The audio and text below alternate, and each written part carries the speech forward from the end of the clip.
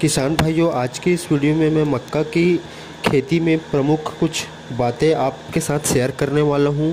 मक्का की खेती में कौन सी भूमि में मक्का की खेती की जाए जिससे आपको अधिक उत्पादन प्राप्त होगी, भूमि की तैयारी कैसे करें, बीज की कौन से बीज हमें मक्का की खेती के लिए लेनी चाहिए और बीज को बीजोपचार करने के लिए और भूमि की तैयारी, इन सब बातों को आज मैं इस वीडियो के माध्यम से आपको बताऊंगा। तो बने रहिए वीडियो के साथ। नमस्कार किसान भाइयों, सभी किसान भाइयों का आज फिर से मेरे एक नए वीडियो में आप सबका तहे दिल से स्वागत करता हूं। मैं हूं अमन कौशिक, हॉर्टिकल्चरिस्ट। आप सभी को आज इस वीडियो में मक्का की खेती की जानकारी देने वाला हूं, तो वीडियो को लास्ट तक देखते रहिए। मक्का की खेती में कुछ प्रमुख बातें मैं आपको इस वीडियो के माध्यम से बताने वाला हूं, तो वीडियो को आप कंटिन्यू करिए। तो किसान भाइयों, आज की वीडियो में मक्का की खेती के बारे में सबसे पहले मैं आप मक्का की खेती करने के लिए आपको भूमि का चुनाव, कौन सी भूमि में इसकी खेती उचित रूप से करें कि हमें उत्पादन अधिक से अधिक प्राप्त हो। तो भूमि का चुनाव, किसी भी फसल को लेने से पहले भूमि का चुनाव महत्वपूर्ण फैसला होता है। तो मैं बताना चाहूँगा, भूमि का चुनाव करने के लिए आपको मक्का की अधिकतम पैदावार के लिए आपको उच्चाहन भूमि, जो उच्चान हो, ऐसी भूमि को लेना चाहिए। सामान्य जो मक्का की खेती सबसे बलुई मिट्टी में या चिकनी मिट्टी में सफलतापूर्वक की जा सकती है, परंतु बलुई दोमट मिट्टी इसके लिए सर्वाधिक उपयुक्त। दूसरी महत्वपूर्ण बिंदु है भूमि की तैयारी। भूमि की तैयारी, अगर आपके फसल लेने से पहले अगर भूमि की तैयारी अगर अच्छी सी होगी तभी आपको एक अच्छा उत्पादन मिल पाएगा। तो भूमि की तैयारी करने के लिए खेत को एक बार मिट्टी पलटने वाले हल से जुताई करने के बाद आप 2 से 3 बार कल्टीवेटर आड़ी खड़ी जुताई करके मिट्टी को आप भुरभुरी बना सकते हैं। उसके बाद आप पाटा चलाकर भूमि को समतल बना लीजिए। ये हो गई आपकी भूमि की तैयारी। क्या अच्छा भूमि की तैयारी रहेगा तो इससे आपका जो बीज का अंकुरण है वह अच्छे से होगा। तो किसान भाइयों, आपने भूमि की तैयारी तो कर ली, तो इसके बुआई का उचित समय क्या है? मक्के की खेती करने के लिए बुआई भी अगर समय पे नहीं करेंगे, लेट करेंगे तो इससे भी हमारे उत्पादन पर बहुत प्रभाव पड़ता है। तो बुआई का उचित समय है 15 जून से आप 15 जुलाई तक आप इसकी बुआई आराम से कर सकते हैं। और 15 जुलाई के बाद अगर आप इसकी बुआई करेंगे जुलाई में तो वो आपके लिए हानिकारक होगा। बीज दर, कितनी मात्रा हमें बीज की लेनी चाहिए, तो मैं बीज की मात्रा बताना चाहूँगा। अगर 1 हेक्टेयर ज़मीन की बात की जाए तो 20 केजी संकर बीज, हाइब्रिड बीज अगर आप बोते हैं तो 20 केजी प्रति हेक्टेयर की दर से आप बीज ले सकते हैं। अगर आप मक्का की खेती चारा के रूप में कर रहे हैं तो उसके लिए बीज दर 40 से 45 किलोग्राम प्रति हेक्टेयर की दर से आप मक्का की चारे वाली खेती कर सकते हैं। तो प्रमुख बिंदु की बात की जाए, बीज की मात्रा हो गई, उसके बाद अगर बीज उपचार, क्योंकि खेती करने के लिए हमें बीज उपचार एक बहुत ही महत्वपूर्ण बिंदु होती है। बीज उपचार करने से हमें बहुत से फ़ायदे मिल जाते हैं। बीज उपचार करने से बीज की क्वालिटी में हमें इजाफा मिलती है। इससे हमें बहुत से फंगल जो डिसीज़ होती है वो बहुत हद तक हमको छुटकारा मिल जाती है इससे। तो बीज उपचार की बात की जाए तो कार्बेंडाजिम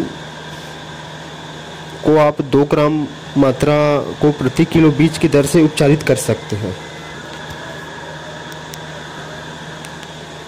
अब बीज को उपचार करने के बाद लगाने की बारी आती है, तो पौध से पौध का अंतर, आप संकर किस्म के बीज का यूज़ कर रहे हैं या हाइब्रिड यूज़ कर रहे हैं तो 60 सेंटीमीटर आप स्पेसिंग पौध से पौध की दूरी रख सकते हैं। और एक प्रमुख बिंदु के बारे में बात करूंगा, अगर आप मक्के की खेती कर रहे हैं तो उसमें कौन सी किस्म आपके लिए उपयुक्त होगी। किस्म का चुनाव भी एक बहुत ही महत्वपूर्ण बिंदु है। तो GM 216 एक वैरायटी है जो बहुत ही शानदार है ये वैरायटी। और एक और वैरायटी है जिसको मैं आपको बताना चाहूँगा, जिसमें 2 भुट्टा निकलते हैं, तो वो वैरायटी है HQPM1। ये वैरायटी में 2 भुट्टे निकलते हैं, तो इन सब किस्म को आप चुन सकते हैं। खरपतवार नियंत्रण के लिए कुछ दवाई मैं आपको बताना चाहूँगा। पेंडिमिथिलिन एक दवा है जो बोनी के समय ही हम उसको यूज़ करेंगे, जिससे खरपतवार का जो अंकुरण है वह रुक जाएगा। तो पेंडिमिथिलिन की दवा की मात्रा मैं आपको बताना चाहूँगा, 1.25 लीटर जो दवा है उसको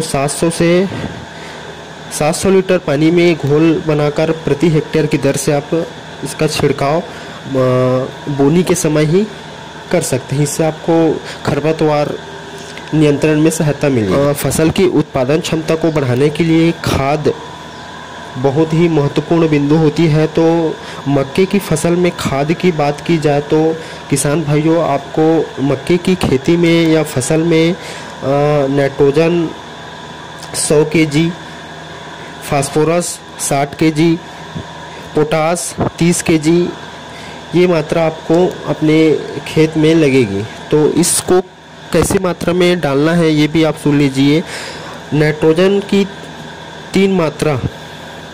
3 डोज में नाइट्रोजन को देना है। जब आप भूमि को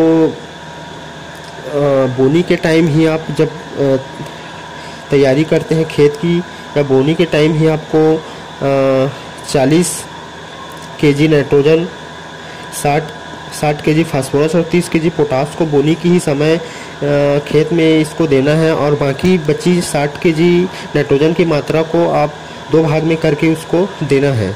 तो ये खाद देना फसल के उत्पादन को बहुत ही ज़्यादा इन्हेंस करती है। तो किसान भाइयों, आप खाद की मात्रा को आप देख सकते हैं ऊपर, और इस प्रकार आप मक्के की खेती कर सकते हैं। और जैसे भी अगर मक्के की खेती हो रही है और निदाई गुड़ाई के समय उस मक्के की खेती में मिट्टी चढ़ाई भी एक महत्वपूर्ण भाग है। तो मिट्टी की चढ़ाई आप निराई गुड़ाई के समय मक्के की फसल में कर सकते हैं। तो आप सब किसान भाइयों ने इस वीडियो के माध्यम से जान लिया कि मक्के की खेती कैसे करनी है, कब करनी है, कितनी बीज की मात्रा लेनी है, और क्या क्या जो भी मेन पॉइंट है मैं इस वीडियो के माध्यम से बता दिया हूँ। तो लास्ट में उपज की बात करूँ, अगर आप मक्के की खेती सामान्य रूप से अगर सामान्य मक्के की खेती करते हैं तो 40 से 50 क्विंटल उपज आपको प्रति हेक्टेयर की दर से प्राप्त होगी। अगर संकर बीज है, आपका हाइब्रिड सीड है, तो आपको 55 से 60 क्विंटल प्रति हेक्टेयर की दर से उपज प्राप्त होगी। तो किसान भाइयों, आशा करता हूँ आज का वीडियो आपको समझ आया होगा। अगर किसी प्रकार का आपके मन में डाउट होगा तो प्लीज़ मुझे नीचे कमेंट बॉक्स में कमेंट करके अपने सवाल पूछ सकते हैं। और ऐसे ही और भी वीडियो देखने के लिए मेरे चैनल को नीचे लाल कलर का बटन हो सब्सक्राइब कर दीजिए, साथ साथ घंटे का बटन भी दबा दीजिए, ताकि आने वाली हर एक वीडियो का नोटिफिकेशन आपको समय पे मिलते रहे। और आज का वीडियो अगर आपको पसंद आया होगा तो प्लीज़ एक किसान मित्र के नाम से आप एक लाइक कर दीजिए और अपने किसान मित्रों को ये वीडियो शेयर कर दीजिए। तो आशा करता हूँ वीडियो आपको अच्छा लगा होगा, और मिलते हैं फिर एक नए वीडियो में कल। तो तब तक के लिए जय सिया राम, वंदे मातरम।